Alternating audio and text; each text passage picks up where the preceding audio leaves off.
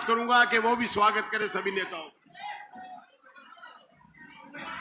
आदरणीय चौधरी वीरेंद्र सिंह जी, मंच पर बैठे सांसद ब्रजेंद्र सिंह जी, मैडम प्रेमलता जी, और भाई टाइम थोड़ा मिला है, सभी मंच पर आसीन चौधरी वीरेंद्र सिंह के साथी और बाहर से आए सभी हमारे साथीगण, हम यहाँ जींद की धरती पर पहुंचने पर आपका धन्यवाद करते हैं। मेरा कहना है ये रैली नहीं महारेला हो गए भाई। चौधरी वीरेंद्र सिंह ने एक संकल्प लिया है लास्ट में कि ये जितना भी समय है मैं किसानों और दलितों के लिए अपना जितना भी समय न्यौछावर करूंगा। मैं भाइयों मैं ज्यादा नहीं कह सकता, मैं इतना जरूर कहूंगा कि चौधरी वीरेंद्र सिंह जी, आपने एमएसपी से बढ़कर लड़ाई जो किसान को दे सकते हैं आप किसान के हक में करें। आपके साथ ये जींद की जनता हमेशा लगी रहेगी। चौधरी वीरेंद्र सिंह। इसके बाद मैं ज्यादा समय नहीं लेता, मैं भाइयों से यही कहना चाहता हूं कि आज चौधरी साहब या जनता आ रही है, इनको कह दो कि कुआं में गिर जाइयो और ना तो इनका रास्ता जरूर बांध के जाइयो, चाहे जेसीबी तो खोद के जाइयो, आज कह के जाइयो, कुछ भी कह के जाइयो। धन्यवाद, जय हिंद।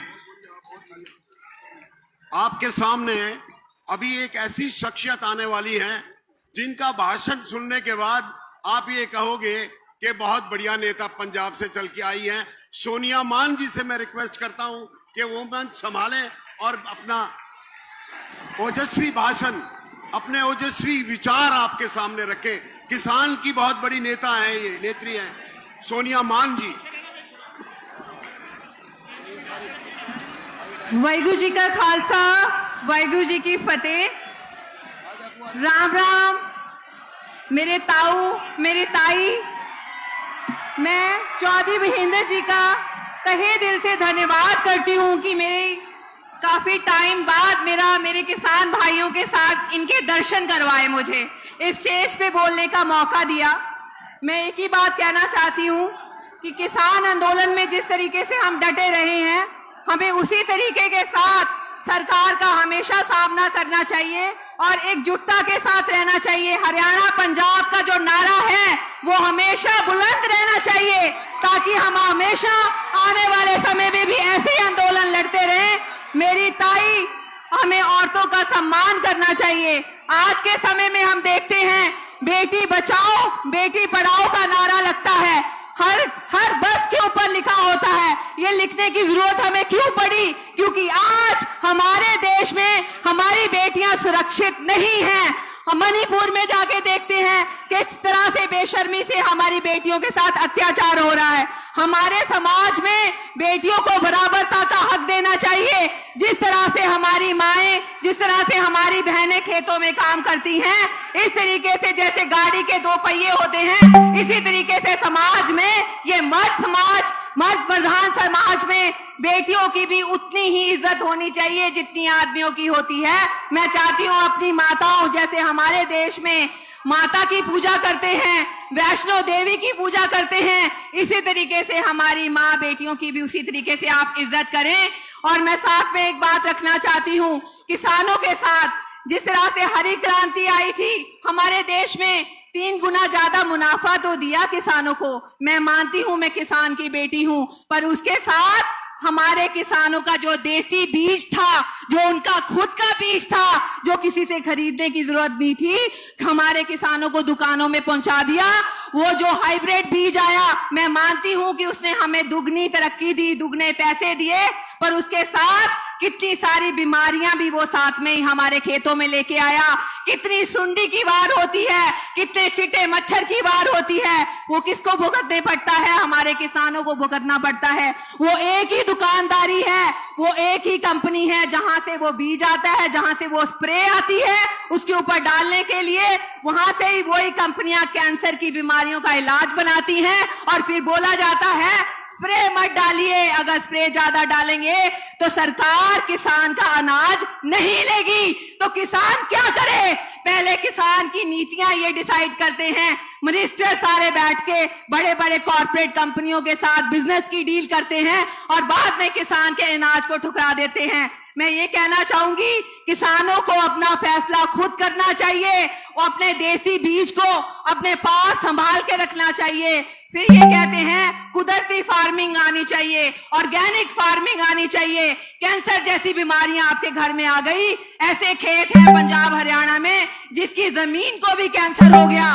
किसके कारण हो गया? ये जो कंपनियां स्प्रे बनाती हैं, ये जो कंपनियां राउंड अप जैसी स्प्रे बनाती हैं जो आपके घास की जड़ों को भी खत्म कर देता है, ये आपकी घास की जड़ों को नहीं खत्म कर रहा, ये आप किसानों की जड़ों को भी खत्म कर रहा है। आपको पता होना चाहिए ये जो खतरनाक स्प्रे हैं ये अमेरिका जैसी कंट्रियों में बैन हो चुकी हैं। ये वियतनाम की लड़ाई में उन्होंने गुरीला को खत्म करने के लिए, जंगलों को भस्म करने के लिए इस्तेमाल की थी और आने वाले टाइम पे वहां पर अपाहिज बच्चे पैदा हुए थे, दिमाग से पैदल बच्चे पैदा हुए थे। आज से 15 साल पहले, 20 साल पहले किसी भी गांव में अपाहिज या मेंटली डिस्टर्ब बच्चे इतने पैदा नहीं होते थे जितने आज की तारीख में होते हैं। वो उसका कारण ये स्प्रे और ये राउंड अप जैसी स्प्रेयों का कारण है। तो हमें ये समझना चाहिए कि ये जो हमारी गवर्नमेंट की नीतियां हैं, हमें इनसे सोच समझ के इनकी चीजों को इस्तेमाल करना चाहिए। ये जितनी इंडस्ट्रीज हैं ये सारी दूसरी कंट्रियों में बैन है, पर हमारे इंडिया, बांग्लादेश, पाकिस्तान में इनकी कंपनियां लगा रखी हैं। ये सरकार को सोचना चाहिए कि हमारे किसानों के लिए कौन सी चीज सही है और कौन सी चीज गलत है। आपने किसान आंदोलन में एमएसपी की बात की, आपने एमएसपी को फिक्स करने की बात की, उसके बाद आप आज तक मैं कहती हूं दाल के ऊपर, गेहूं और सिर्फ चावल की फसल के अलावा ये किसी का एमएसपी का कोई फिक्स प्राइस नहीं देते। क्या हमें दाल उगाने की जरूरत नहीं है? आज की तारीख में हमें मूंगफली उगाने की जरूरत नहीं है जो ये पेस्टिसाइड की कंपनियां लेके आती हैं, स्प्रे की कंपनियां लेके आते हैं। इससे अच्छा तो जहां पर किसान की खेती होती है, मूंगफली की खेती होती है, वहां पर मूंगफली की इंडस्ट्री लगाई जाए ताकि किसान को भी फायदा और गवर्नमेंट को भी फायदा हो। किसान की मूंगफली की फसल भी ली जाए, वहां से गन्ने के लिए मिलें लगाई जाएं ताकि किसान को भी बोनस मिले और सरकार का भी फायदा हो। ऐसी नीतियां लाने की जरूरत है हमें अपनी सरकार की, और ऐसे नेताओं के साथ चलने की जरूरत है। जैसे छोटू राम जी ने कहा था कि किसान जो है वो एक देश की, हमारे देश की रीढ़ की हड्डी है। हमें ऐसे नेता की जरूरत है जो अपने पार्टी पद से ऊपर उठकर, अपने पद से ऊपर उठकर किसान की आवाज रखें। और वो हमने किसान आंदोलन में देखा, चौधरी साहब ने किस तरीके से इस किसानों का साथ दिया था। और पीछे जब हमारी बेटियां, हमारी पहलवान बेटियां सड़कों पे बैठी थी, किस तरह से इन्होंने जाके उनका साथ दिया था। सो हमें ऐसे नेताओं की जरूरत है, किसान पुत्र की जरूरत है, वो जाट भाईचारे की जरूरत है जो मेन पद पे बैठ के किसानों की आवाज रख सकें। लास्ट में मैं सिर्फ 2 नारे लगाऊंगी जो हमेशा मैं किसान की स्टेज से लगाती आई हूं। किसान मजदूर एकता जिंदाबाद, किसान मजदूर एकता जिंदाबाद, पंजाब हरियाणा भाईचारा जिंदाबाद। धन्यवाद।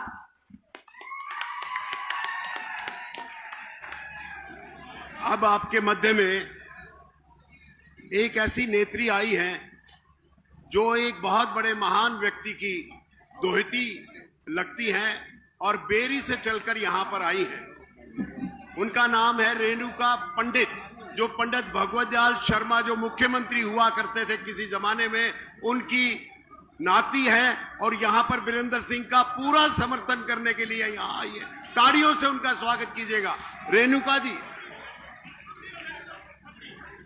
चलती रहेगी, चलती रहेगी। आप बोलो, इधर से आ जाओ।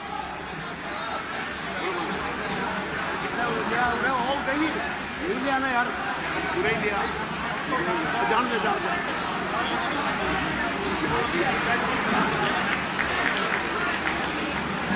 ये पगड़ी बांधकर स्वागत कर रहे हैं।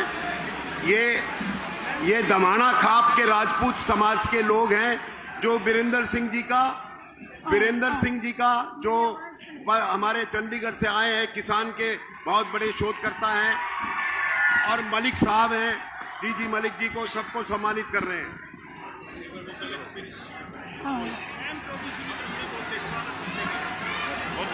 मैम 24C की तरफ से भी आए हुए हैं। क्या नाम है? अमन हैबरे आजम, अजीत सिंह जी किसानों के मसीहा, दीन बंधु बोलने लगी यार। चौधरी छोटू लाल जी अमर रहे, अमर रहे, अमर रहे। हरियाणा की राजनीति के ध्रुव तारे चौधरी वीरेंद्र जी, मंच पर आसीन सभी भाई व बहनें और मेरे सामने बैठी हुई मातृशक्ति, मेरे भाई, आप सबको मैं प्रणाम करती हूँ। आज 2 अक्टूबर महात्मा गांधी जी की और लाल बहादुर शास्त्री जी की जयंती के इस शुभ अवसर पर मैं उनको अपने श्रद्धा सुमन अर्पित करती हूँ। और मुझे गर्व है कि हरियाणा के प्रथम मुख्यमंत्री, हरियाणा के शेर, हरियाणा के निर्माता पंडित भगवत दयाल शर्मा की नातिन होने का मुझे सौभाग्य मिला। और आज उन्हीं के बताए हुए रास्ते पर, उन्हीं के आदर्शों पर मैं चलकर इस राष्ट्र हित की सेवा में अपनी टीम के साथ लगी हुई हूँ। जो सपना 7 लाख से ज्यादा क्रांतिकारियों का था, वही सपना हमारा है। इस भारत को व्यक्ति निर्माण से राष्ट्र निर्माण के इस कार्य में वैभवशाली भारत बनाने के लिए, समृद्धशाली भारत बनाने के लिए हम हर वक्त देश की सेवा में लगे हुए हैं। और चौधरी वीरेंद्र सिंह जी के साथ हमारा बहुत पुराना रिश्ता है, हमारे परिवार का। चौधरी वीरेंद्र सिंह मेरे मामा जी राजेश शर्मा के दोस्त, बहुत गहरे दोस्त होते थे और दोनों एक दूसरे के सहयोगी थे। 40 साल का जो इनका जीवन, राजनीतिक जीवन रहा, कमेरे किसान, गरीब मजदूर की आवाज, दबले और कुचले समाज के निर्माण में इनका पूरा जीवन संघर्षरत रहा। इन्होंने समाज की सेवा करते हुए अपने जीवन को लगाया। और आज जो पूरे हरियाणा के कोने कोने से आए हैं, सभी नेतागण, सभी मेरे भाई, पूरे हरियाणा के लोगों से मेरा आह्वान कि इनके नेतृत्व को हम ताकत दें, इनको शक्ति दें, इनकी आवाज बने। जो आज का प्रोग्राम है, मेरी आवाज सुनो, यह जन जन की आवाज बन जाए, ऐसा मेरा आह्वान है। और हम इनके साथ हैं, हर वक्त इनकी ताकत बनेंगे और इनका सहयोग करेंगे। भारत माता की वंदे वंदे, जय जवान, जय जय जवान। ओम।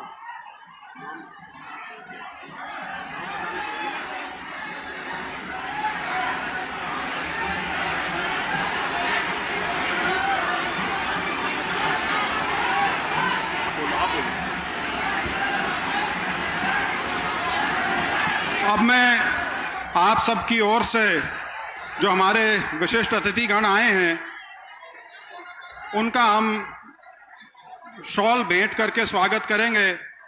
मैं अनुरोध करूंगा श्री शिवनारायण शर्मा जी का कि वो कृपा शॉल से श्री जगमीत बराड़ जी का स्वागत करें। शिवनारायण शर्मा जी।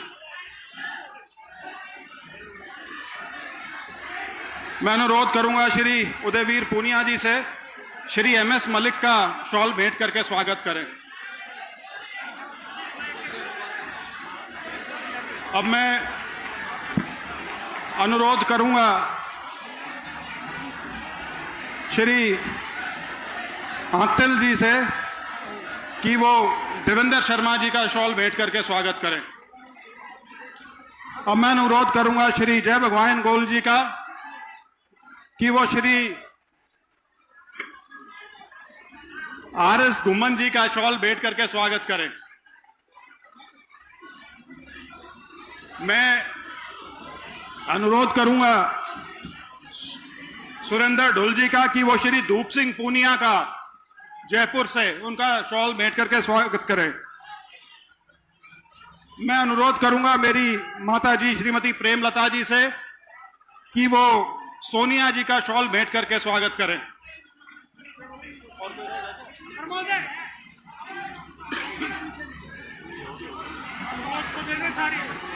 अब मैं देखिए, अब सिर्फ 4 वक्ता रह गए हैं, उसके बाद वीरेंद्र सिंह जी बोलेंगे। 2-2 मिनट का समय है।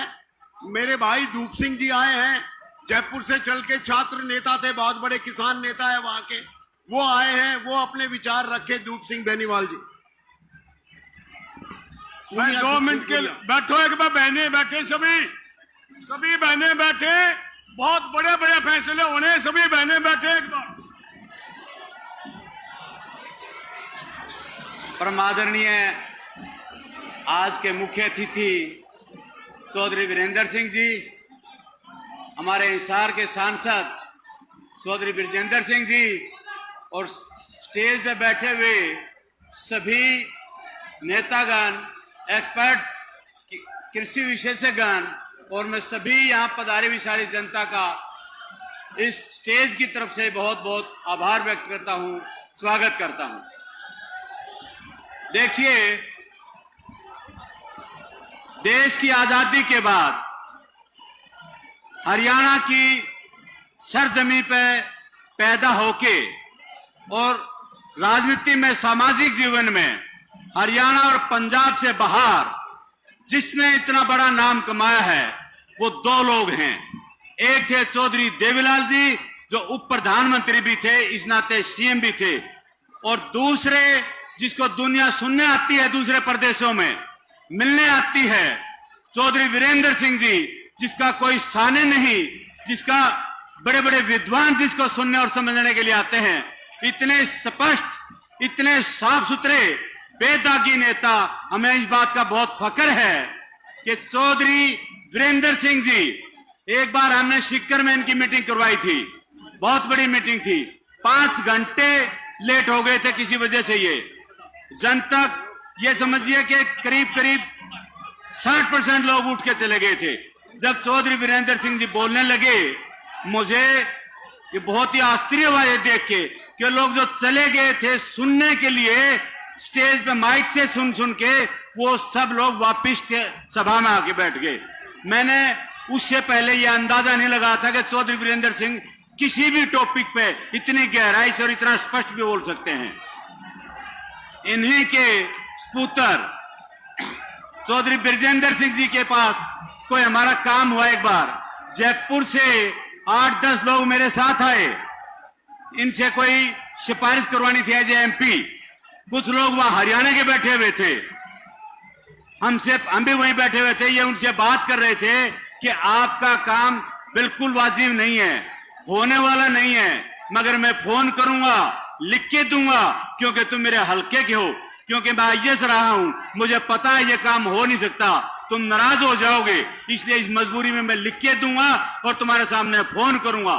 मैंने देखा चौधरी ब्रजेंद्र सिंह जी को कि कोई पर्ची लेके, कोई पेंडिंग, कुछ नहीं, जो जाता है एक बार उसको समझाते हैं कि ये काम यूं होगा, अब होगा, विधानसभा के बाद होगा, लोकसभा के बाद होगा, कब होगा, और लेकिन अगले को संतुष्टि रहे, इसलिए वहीं की वहीं फोन भी करते हैं उसके लिए। ये बहुत बड़ी बात है, कोई गोलीबाजी नहीं, कोई झूठ फ्रेम नहीं। और इन दोनों नेताओं से मिलने और समझने के बाद मैं 5 फुट 10 इंच का धूप सिंह पूनिया इस सभा के सामने ये महसूस करता हूं, ये अनाउंस करता हूं, हिंदुस्तान की नेतागिरी झूठ और लूट के अलावा भी की जा सकती है, ये इनको देख के सीखा जा सकता है। और आने वाला जमाना सच्चाई की नेतागिरी करने वाले के साथ होगा, ये इस बात का सबूत बैठा है आपके रूप में। ये सबूत हमारे सामने बैठा हुआ है।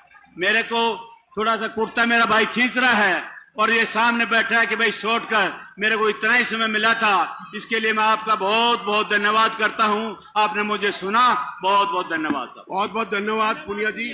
अब मैं रज्जू अहलावत जी से विनती करूंगा कि वो ओमवीर सिंह जी जो आए हुए हैं यूपी से, हमारे नेता, किसान नेता, उनका स्वागत करें शॉल भेंट करके। रज्जू अहलावत जी।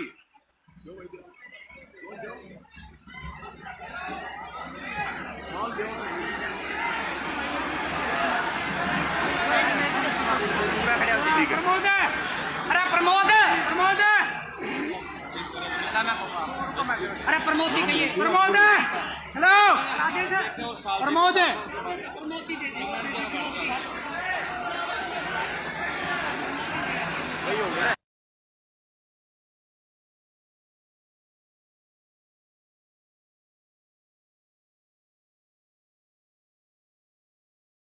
हरियाणा के जब वो हरियाणा के डीजीपी हुआ करते थे उस वक्त भी ये बहुत बड़े सामाजिक कार्यकर्ता हुआ करते थे।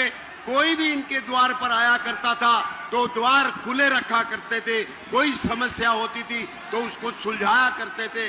आज वो हमारे मध्य में है, मैं उनसे अनुरोध करूंगा कि वो अपने विचार रखें।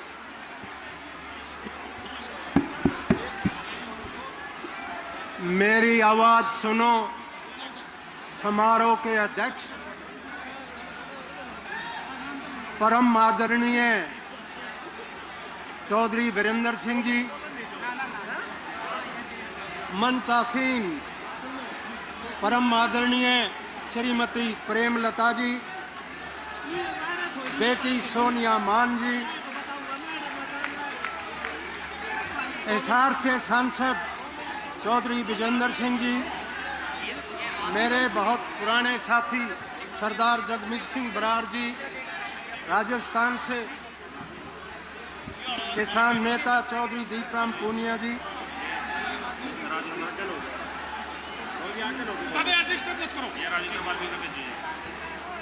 बहुत ही विशेषज्ञों की टीम आज यहाँ आई हुई है। मेरे बाद में आप उनके विचार सुनेंगे। परम आदरणीय doctor Devendra Sharma ji, professor RS. घुमन जी, मैं आपका ज्यादा समय नहीं लूंगा। आप सभी चौधरी वीरेंद्र सिंह की आवाज सुनने के लिए उतारू हैं और हम भी हैं, लेकिन सर्वप्रथम मैं परम पिता महात्मा गांधी को, जो किसानों के मसैया, एकमात्र पूर्व प्रधानमंत्री, जिन्होंने सर्वप्रथम नारा लगाया था जय जवान जय किसान, आज इन दोनों की जयंती है। मैं दोनों को आप सभी की तरफ से बार बार श्रद्धांजलि अर्पित करता हूं। और कोई भी किसानों की सभा बगैर चौधरी छोटू राम को नमन करे पूरी नहीं होती। अगर चौधरी छोटू राम नहीं होते तो हम आज यहां नहीं होते। चौधरी छोटू राम हमेशा हर जगह, हर मंत्रालय में ये कहते थे, गरीब को ना सताना, वो रो देगा, सुनेगा उसकी परमात्मा, जड़मूल से खो देगा। ये नारा वो हमेशा देते थे। लेकिन आज क्या है, एक शब्द बड़ा प्रचलित है, घमंडिया। घमंडिया का शब्द आप सब जानते हो। घमंडिया का शब्द बड़ा प्रचलित है। एक बार एक छत को बड़ा घमंड था, एक छत को बड़ा घमंड था छत होने का। कुछ दिनों के बाद ऊपर इमारत बन गई और छत जो है धरातल हो गई। तो घमंड तो पता नहीं कब टूट जाए, उसका हमेशा ध्यान रखो। लेकिन मेरी आपसे पुरजोर अर्ज है, आपको बहुत लोग भगाने के लिए आते हैं। चौधरी छोटू राम भी कहते थे, ऐ भोले किसान दो बात ले मान मेरी, एक तो बोलना सीख ले और एक अपना दुश्मन पहचान ले। आपने बोलना तो सीख लिया, विजेंद्र सिंह जैसे अजीज पढ़ लिख कर मेंबर पार्लियामेंट है, चीफ सेक्रेटरी भी होते, लेकिन दुश्मन नहीं पहचाना। तो आज ये आपको किसानों के दुश्मनों के बारे में चौधरी वीरेंद्र सिंह बताएंगे। आप उनकी आवाज सुनो, किसी और के बहकावे में मत आना। अभी दो समस्याएं बड़ी भारी हैं। एक तो कुंवारापन, कुंवारापन है कि नहीं है, बड़ी भारी, मतलब कुंवारापन की इतनी समस्या है, जितने मंचासीन नेता बैठे हैं मैं उनसे निवेदन करता हूं कि इस और ध्यान दें। वर्ष 2011 में कुंवारापन की समस्या केवल 8% थी। एक सर्वे के मुताबिक 2019 में 26.8% हो गई है और हरियाणा में तो यह 40% हो गई है। कुंवारापन सारी बीमारियों की जड़ है। एक तो हमारा बाहर कल्याण शुरू हो गया। करनाल के अंदर 2 गांव हैं और मुझे किसी ने बताया कि 18 साल से 35 साल तक के 90% बच्चे बाहर चले गए। और एक देशराज नाम का बुजुर्ग आदमी कहता है कि अगर यही स्पीड रही तो 10 साल में कोई कंधा देनिया नहीं मिले। ये समस्या है। बालकों के ब्याह नहीं होते, नौकरी नहीं मिलती तो ड्रग स्मगलिंग के अंदर शामिल हो जाते हैं, अपराध में शामिल हो जाते हैं, महिला विरुद्ध अपराध बढ़ जाता है। अब मेरे से बाद में बोलने वाले बहुत हैं। इन दोनों समस्याओं की ओर ध्यान दें और चौधरी छोटू राम के विचारों को आगे बढ़ाएं। जब चौधरी छोटू राम मंत्री थे, सर सिकंदर हयात खान जो प्राइमर थे, उन्होंने कहा सरकार से कि 3 रुपए क्विंटल भाव बढ़ा दो, 3 रुपए प्रतिमन भाव बढ़ा दो। चौधरी छोटू राम ने अंबाले के अंदर कहा कि गेहूं का भाव 7 रुपए प्रतिमन बढ़ा दिया जाए, अन्यथा मैं लोगों को कहूंगा। उन्होंने अंबाला के अंदर कहा था जिस खेत से फसल पैदा ही नहीं होती तो उस खेत की बाल बाल को जला दो। अगर आपको अनाज ही नहीं देती तो फसल उगाने का क्या फायदा। तो हमेशा चौधरी छोटू राम किसान की बात करते थे और किसान की बात 24 घंटे उनके मन में रहती थी। हे भोले किसान, तेरा सुधार कैसे किया जाए। अंत में मैं दोबारा किसान चैम्बर्स ऑफ कॉमर्स की तरफ से मीटिंग की गई है। मतलब चौधरी वीरेंद्र सिंह आपकी आय को व्यापारियों के साथ जोड़ना चाहते हैं ताकि आपकी आय 4 गुना बढ़ जाए। आपकी प्रोड्यूस को, आपकी फसल को मार्केट में कैसा बेचा जाए, ये भी उसी तरह चिंता में रहते हैं। आज बेटी बचाओ बेटी पढ़ाओ का नारा लगाया जाता है। अगर असली नारा दिया था तो चौधरी छोटू राम ने दिया था। उनके 2 लड़कियां थी और आप जैसे बुजुर्ग उनके पास गए कि चौधरी साहब क्या करवा लो, शोरा हो जाएगा। बोला भाई मेरा सारा पंजाब मेरे बेटा बेटी है, तुम ही मेरे बेटे हो, मैं कभी दूसरी शादी नहीं कराऊंगा। तो ऐसे थे चौधरी छोटू राम। और आज का जमाना आप देख रहे हो। आप चौधरी वीरेंद्र सिंह की आवाज सुनो। धन्यवाद। ये राजेंद्र वाल्मीकि जी यमुनानगर से आए हैं, उनका स्वागत है। एक मिनट मेरी बात सुन लो। जितने भी साथी बैठे हैं, हमारी ये बहनें बैठी हैं, आप सारे भाई नौजवान साथी, मैं बोलूंगा सबसे आखिर में और तोड़ की बात करूंगा तो हम रोड़ा ना करो, बैठे रहो बस। अब आपके बीच में 1 मिनट सुन लो, अरे सुन लो ना।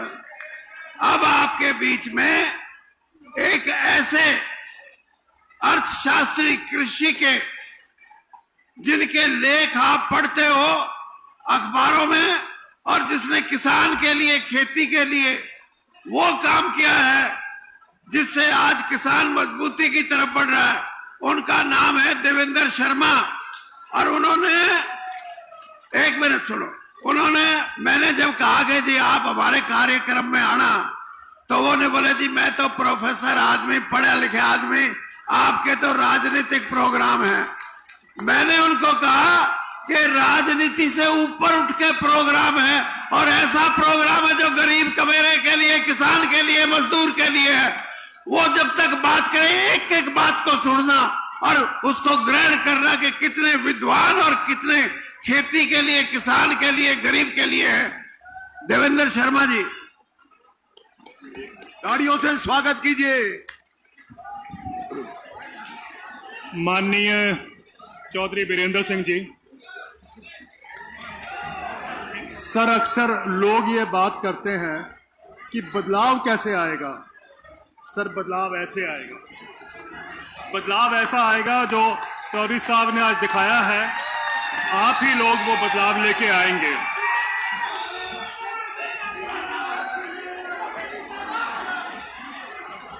चौधरी साहब, मंच पर बैठे सारे महानुभाव, दूर दूर से आए किसान भाइयों बहनों और आप सबको मेरा नमस्कार। अभी कुछ दिन पहले हिसार के जिले में 2 किसानों को जेल हो गई। 2 किसानों को जेल हो गई क्योंकि उन्होंने अपने ऋण का जो इंस्टॉलमेंट था वो नहीं दिया। 2 किसानों को जेल हो जाती है और उसी के साथ एक बड़े उद्योगपति का 6,500 करोड़ रुपए का कर्जा बैंक का, उसमें से बैंक 5,000 करोड़ रुपया एकदम माफ कर देता। किसान की तो जेल हो गई जब उसने एक इंस्टॉलमेंट नहीं पे किया, लेकिन उद्योगपति को 5,000 करोड़ रुपए माफ हो गए, किसी ने सवाल नहीं किया। और ये 1 या 2 या 3 उद्योगपति की बात नहीं है। हमने देखा कि पिछले कई दिनों से एक विषय चल रहा था कि जो अमीर लोग हैं, जो जिनके पास पैसा है इतना कि वो कर्जा वापस कर सकते हैं, वो उस कर्जे को वापस नहीं कर रहे हैं, जिसको हम इंग्लिश में विलफुल डिफॉल्टर कहते हैं। ऐसे जो अमीर लोग हैं, 16,000 देश में ऐसे अमीर लोग हैं जिनके पास पैसा है लेकिन वो देना नहीं चाहते। उनका टोटल कर्जा जो है वो 3.5 लाख करोड़ रुपए का है। 3.5 लाख करोड़ रुपए कर्जा है जो उन्होंने वापस नहीं किया। उनको जेल नहीं होती है। उनको सरकार कहती है कि भाई बैंकों को कि अपना बचाव करो और इनसे कॉम्प्रोमाइज करो और इनको जाने दो, लेकिन किसान भाइयों को जेल होती है जब भी वो कर्जा अपना नहीं चुका पाते हैं। अभी मैं हाल में राजस्थान में था, तो वहां पर पिछले 4 सालों में 20,000 किसानों की कुर्की हो गई है क्योंकि उन्होंने पैसा वापस नहीं किया, इंस्टॉलमेंट वापस नहीं किया जो कर्जा उनके ऊपर था। और अगर हम सारे देश के उसमें परिप्रेक्ष्य में देखें तो तकरीबन 15 लाख करोड़ रुपया पिछले 10 साल में माफ किया जा चुका है अमीर लोगों का। 15 लाख करोड़ रुपए से तो हमारी सारी खेती की इतनी जबरदस्त तरक्की हो गई होती कि जो हम सब उसमें देखते कि भाई तरक्की असल में खेती में होती क्या है। लेकिन वो कर्जा माफ हो गया तो कहीं चर्चा नहीं होती है। और इसलिए मुझे बहुत अच्छा लगा कि अभी हाल में ही एक फिल्म आई है, आपने देखी होगी, हिंदी की, जवान में कम से कम पहली बार शाहरुख खान जी ने एक बात कही है कि जब गरीबों का कर्जा माफ होना होता है तो उनको जेल होती है, जब अमीरों का कर्जा माफ करना होता है तो एक हल्के में, एक झटके में ही वो कर्जा माफ हो जाता है। मुझे लगता है कि इस बात को हमें समझना है कि इसका मतलब क्या है और हम इसको कैसे, इस बात को देश के एक परिप्रेक्ष्य में समझें कि आपके साथ कैसे अन्याय हो रहा है। किसान भाइयों, मैंने बहुत साल पहले एक बात कही थी, वो दोबारा मैं कहना चाहता हूं। 1970 में जो गेहूं का मिनिमम सपोर्ट प्राइस था, एमएसपी था, वो 76 रुपए प्रति क्विंटल था। 1970 में गेहूं का दाम 76 रुपए प्रति क्विंटल था। 2015 में यानी कि 45 साल के बाद किसान का दाम 1450 रुपए प्रति क्विंटल हो गया। यह तकरीबन 20 गुना की बढ़ोतरी थी। मैंने इसको देखने के लिए कि किसान के साथ कैसा अन्याय होता है, बाकी जो सोसाइटी के हिस्से हैं उनको भी समझना चाहा। सरकारी मुलाजिम की तनख्वाह उसी 45 साल के पीरियड में 120 से 150 गुना बढ़ जाती है। यूनिवर्सिटी और कॉलेज के प्रोफेसरों की जो तनख्वाह है वो 150 से 170 गुना बढ़ जाती है। जो स्कूल के अध्यापक हैं, टीचर्स हैं, उनकी तनख्वाह 280 से 320 गुना बढ़ जाती है।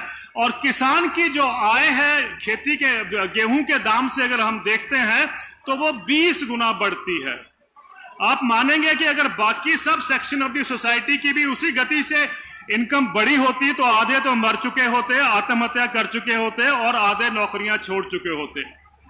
अगर हम कम से कम 100 गुना की बढ़ोतरी देखते हैं, वो 2000 का जब पीरियड मैंने बताया, 45 साल का पीरियड, तो 2015 में जो गेहूं का दाम होना चाहिए था वो 7,600 रुपए पर क्विंटल होना चाहिए था।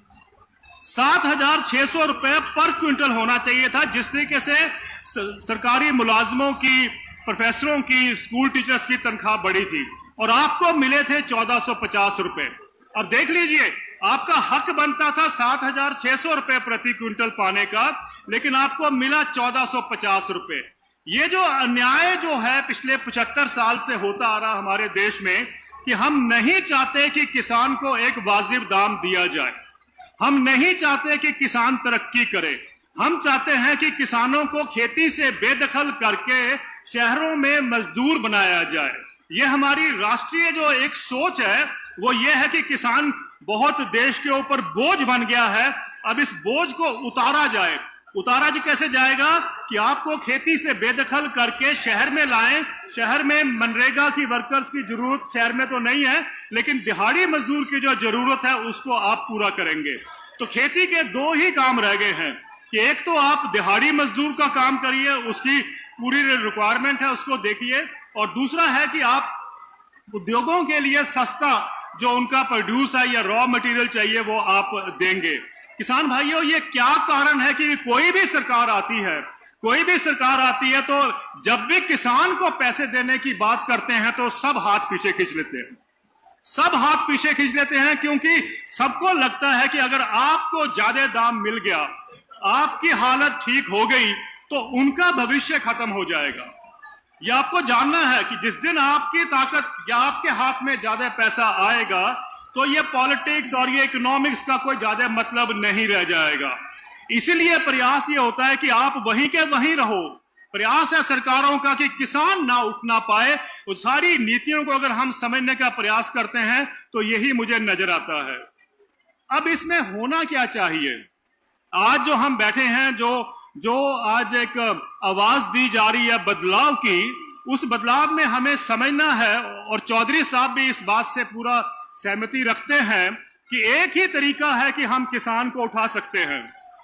वो तभी है कि हम मिनिमम सपोर्ट प्राइस यानी न्यूनतम मूल्य जो है उसको हम कानूनी अधिकार दे दें किसानों को, यानी उसके नीचे देश में खरीद नहीं होगी, चाहे कोई आड़तिया खरीदे, चाहे कोई सरकार खरीदे, चाहे कोई कंपनियां खरीदे, लेकिन उसके नीचे जो एक आपने एमएसपी का कानूनी अधिकार दे दिया उसके नीचे खरीद नहीं होगी।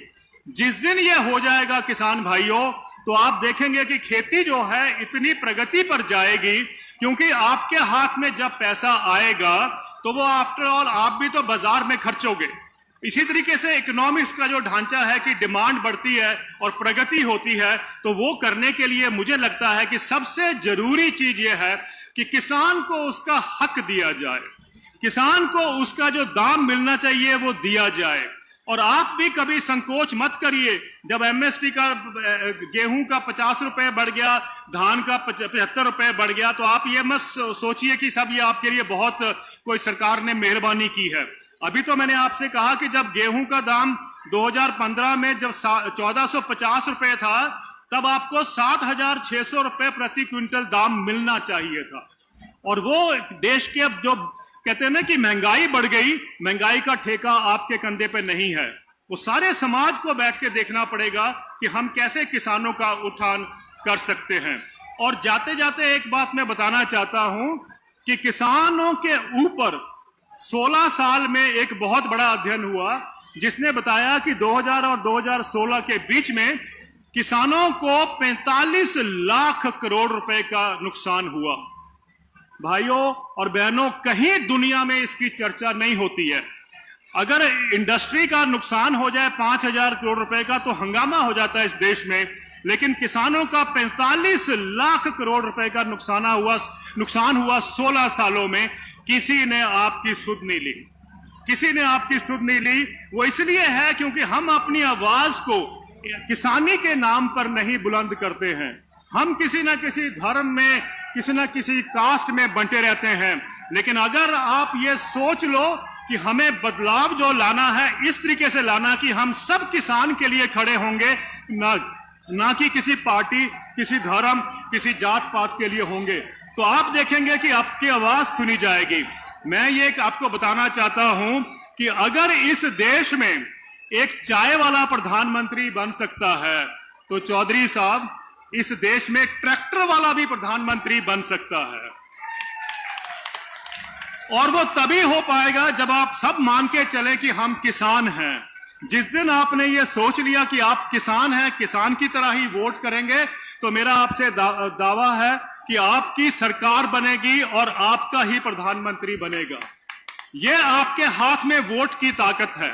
इस ताकत को समझिए, आप किसी के झांसे में मत जाइए। किसानी के नाम पर जिस दिन आपने वोट दे दिया, आप देश की आधी जनसंख्या किसानों की है आज देश में। जिस दिन किसानों ने वोट किसानी के नाम पर दे दिया, मेरे को कोई इसमें कोई डाउट नहीं है कि अगली सरकार हो या उससे अगली हो, जो भी सरकार हो वो किसानों की बनेगी।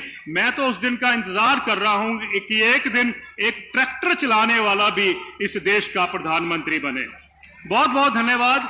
जय हिंद। साथियों, 2 वक्ता रह गए हैं, सिर्फ केवल मात्र 2 वक्ता। जो बीरेंद्र सिंह के बहुत पुराने साथी हैं वो 2 वक्ता बचे हैं। उसके बाद चौधरी वीरेंद्र सिंह जी आपसे मुखातिब होंगे। देखिए, बहुत बड़ा शस्त्र अगर देवताओं के पास है, उसमें नाम है गदा का, हनुमान जी की गदा।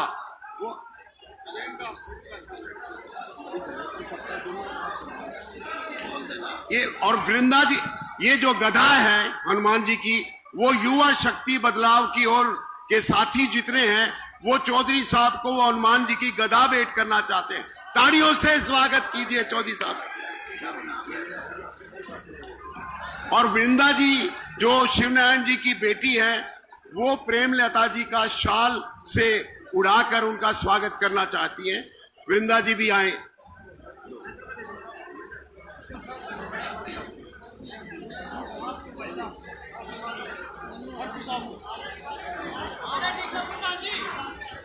वीरेंद्र सिंह जी ने कहा कि मुझे इस गदा की जरूरत नहीं है, अब जरूरत है ब्रजेंद्र सिंह को इस गदा की, इसलिए वो ब्रजेंद्र सिंह को दे रहे हैं। ताड़ियों। भाइयों, आप 1 मिनट मेरी भी सुनो। और वृंदा जी स्वागत करेंगी शॉल। 1 मिनट मेरी सुनो। अब आपके बीच में जो पंजाब के बहुत बड़े नेता और किसान और मेरे वर्ग के लिए हर वक्त अपनी आवाज उठाने वाले, और मैं ये कहूं कि पंजाब का नया शेर जगमीत बराड़, ये मेरे साथी एमपी भी रहे और बहुत बड़े नेता है वहां के। इनके विचार सुनो और ये आपको बताएंगे कि कैसे लड़ाई लड़नी है। बोल देना ये वाले ना, ये गुरविंदर सिंह के बोल रहे हैं। चौसा गुरविंदर सिंह को देगा सुनाने, ठीक है। मैंने चौसा का नाम लिख दिया था, ठीक है। आलोक साहब, आज के इस बहुत ऐतिहासिक दिन पर राष्ट्रपिता महात्मा गांधी जी के इस महान मौके और अवसर पर 2 तस्वीरें और लगी हैं साथ में। जींद की पावन धरती पर जिस जींद ने इस राष्ट्र का एक नया मार्ग पिछले 75 सालों से एक विचार दिया इस धरती में। ये समागम आम रैली नहीं है। वो उधर बैठे हुए तमाम मेरे भाई, मात शक्ति बहनें, नौजवान और ऐसे नौजवान और बुजुर्ग भी इस सभा में हैं जिनको मैं 45 बरस से चौधरी बीरेंद्र सिंह के संघर्ष के काफिले में देख रहा हूं। और साथ में तस्वीर लगी है लाल बहादुर शास्त्री, देश का पहला प्रधानमंत्री जिन्होंने जय जवान और जय किसान का नारा देकर 1965 का जो जंग हुआ पाकिस्तान के साथ, जो महान रोल उन्होंने अदा किया। हम सारे एक टाइम महापंजाब के वासी रहे हैं। हमारा और आपका डीएनए एक है। हमारी मिट्टी हमें धर्म के नाम पे विभाजित नहीं करती। हमारी मिट्टी, मुझे याद है एक चुनाव जो मैंने और चौधरी साहब ने लोकसभा का जीता, श्रीमती इंदिरा गांधी का एक नारा था, और वो नारा आज इस देश के लिए इतना महत्वपूर्ण है।